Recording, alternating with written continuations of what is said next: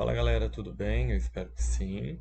Ah, bom, eu vou aproveitar esse espaço aqui para ir sempre fazendo algumas atividades extras, algumas revisões, ou algo que eu acho importante ah, durante o nosso ano letivo, tá? Nas nossas últimas aulas, a gente trabalhou um pouquinho dos números racionais, onde a gente viu que qualquer número racional, qualquer k pertencente ao conjunto dos números racionais, pode ser escrito no formato de fração.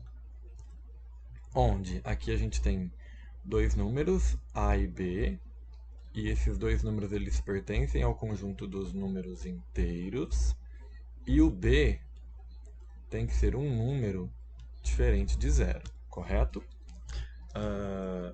Bom, seguindo essa linha, a gente já pode logo de cara concluir que todo número natural é um número racional, porque todo número natural pode ser escrito num formato de fração. Basta, por exemplo, eu pegar o próprio número e dividir por 1. Esse é um exemplo, mas existem várias formas de se escrever um número natural no formato de fração. É uma coisa infinita, não é única. E os números inteiros também podem ser escritos num formato de fração, usando o mesmo princípio, a mesma ideia. Basta eu pegar o próprio número e dividir por 1 também, mas como os naturais também existem infinitas formas. Mas o mais legal não são esses casos, porque esses casos a gente chama até de triviais, são casos fáceis, né?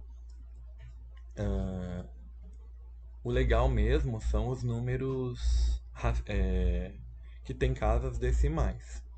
E existem dois casos de números com casas decimais que também são considerados racionais, que são os números que têm casas decimais finitas, ou seja, a gente tem uma quantidade de números após a vírgula finita, ou seja, que termina, ou infinita, que são os números, as dízimas periódicas, porque tem que ter um período para a gente poder considerar como número racional, conforme a gente também já discutiu isso em sala.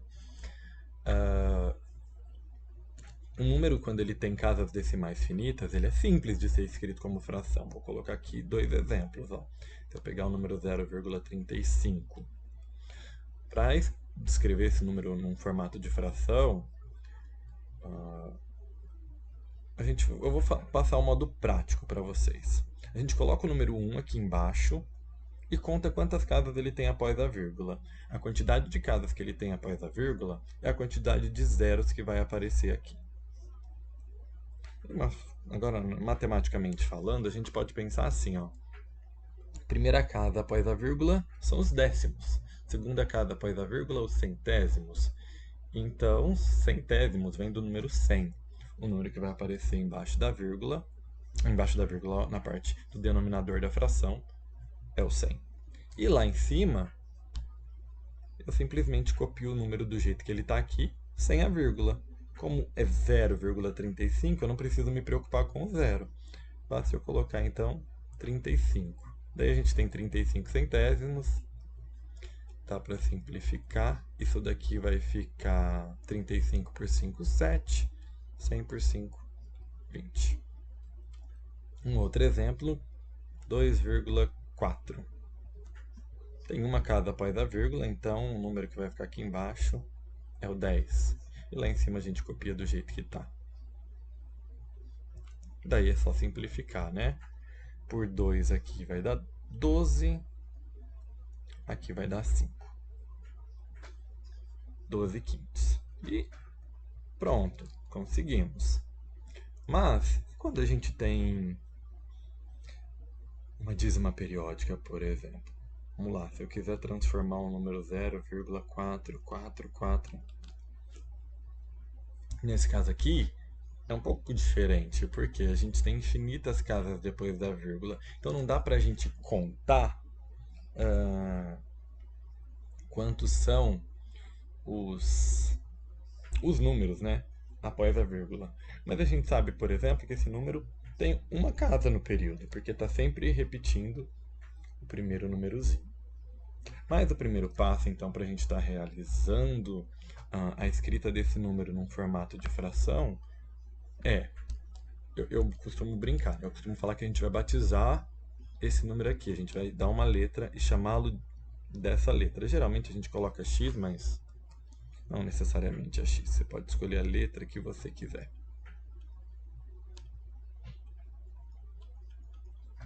Agora a ideia aqui é a mesma da ideia lá de cima. Quantos números a gente tem no período? Um só. Se é um só, a gente vai pegar e vai multiplicar tudo por 10. O que eu faço de um lado, eu faço do outro. Quando eu multiplico x por 10, eu fico com 10x. E quando eu multiplico isso daqui por 10, corre uma casinha para frente a vírgula, né? Para trás, no caso. A gente vai com a vírgula uma casa para trás. Você pode fazer um exemplo aí com um número menor, que tem casas decimais, só para você ver. Por exemplo, 3,17. Só para vocês verem que isso realmente acontece. Quando eu multiplico por 10, 1 vezes 7 é 7, 1 vezes 1 é 1, 1 vezes 3 é 3. 0, 7, 1, 3. Quantas casas a gente tem após a vírgula? 2. Então a gente conta da direita para a esquerda 2 casas. 1, 2. Repara que eu tinha 3,17, isso virou 31. Então, na prática, basta você correr com a vírgula uma casinha para a direita. Então, isso daqui, esse número nosso virou 4,444, infinitos 4. Repara que a quantidade de números... de números não, que a quantidade de números continua infinito do mesmo jeito. E que quando eu subtraio um número do outro, as casas que eu tenho após a vírgula, elas desaparecem. Então, o que eu vou fazer aqui? Que o meu objetivo é fazer sumir as casas decimais para eu poder transformar isso numa fração. Vou pegar o maior número e vou subtrair dele o menor. Então a gente vai ficar com 10x menos x, letra com letra, igual a 4,4443 pontinhos menos 0,4443 pontinhos. Quantidade de casas que a gente tem após a vírgula são iguais, então subtraindo vai dar 0, e daí a gente vai ficar com 10x menos x igual a 9x. 4 menos 0 igual a 4.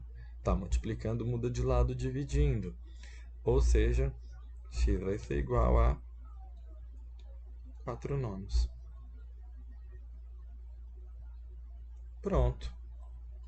Conseguimos escrever esse número aqui como fração. Só a título de curiosidade, se a gente for fazer o processo inverso, 4 dividido por 9, 0, acrescento 0. Que número vezes 9 dá 40, ou chega perto do 40? É o 4, que dá 36. Sobra 4. Acrescento 0 de novo. 4 dá 36. Sobra 4. E assim sucessivamente vai acontecer sempre a mesma coisa, tá? Então, vocês viram que esse processo realmente funciona. Eu vou colocar mais um exemplo aqui. E aí eu encerro a aula para vocês. E se eu quiser transformar o seguinte número em fração? Vamos lá. 0,3444. Bom, primeira coisa que eu observo é o período ele é composto de um número só, que é o 4. Mas eu tenho 3 ali me atrapalhando. Então, a observação que vocês precisam fazer é: o 3 não faz parte do período, mas ele está após a vírgula ali para me atrapalhar. Então, eu vou precisar tirar dali. O meu primeiro passo será, como sempre, batizar isso daqui. Escolher uma letra para representar essa coisinha. Letra escolhida. Próximo passo é ver por qual número eu vou multiplicar primeiro para sumir com esse carinha daqui da parte decimal. Como ele só está uma casa após a vírgula me atrapalhando, eu vou multiplicar então isso por 10. Ao multiplicar por 10, 10 vezes y, 10y. E o que era 0,34444 vai virar 3,4444. Observem o seguinte, as casas decimais ainda não são iguais, então eu ainda não consigo fazer o maior número menos o menor. Para que eu consiga fazer isso, eu vou ter que multiplicar por 10 de novo. Ao multiplicar por 10, eu vou ficar aqui com 100y. E o que era 3 vai virar 34,444, pontinhos. Observem o seguinte, a parte decimal desses dois aqui agora são iguais. As partes decimais são iguais. Esse daqui, o primeiro, que é o meu y, lá é diferente. Então eu não vou usar. Eu usei essa parte aqui apenas para reescrever outras duas que tenham partes decimais iguais. E agora eu faço o seguinte, 100y menos 10y igual a 34,4. Eu vou colocar aquela barrinha que vocês sabem que significa a repetição, menos 3,4. As partes decimais agora são iguais, então vão se cancelar. 100y menos 10y vai ficar 90y. 34 menos 3, 31. 90 que está multiplicando, muda de lado, dividindo, e a gente chega em 31 sobre 90. 31,90 avos. Bom, galera, eu espero que tenha dado para ajudar um pouquinho, né, nesses dois exemplos. E lembrem-se, a gente tem o conjunto dos números naturais, o conjunto dos números inteiros e agora o conjunto dos números racionais. Todo número natural é racional, todo número inteiro é racional. Nem todo número racional é inteiro, nem todo número racional é natural. Basta você pegar um número com casa decimal, que ele não será nem natural e nem inteiro. É isso, um abraço e até a nossa próxima aula.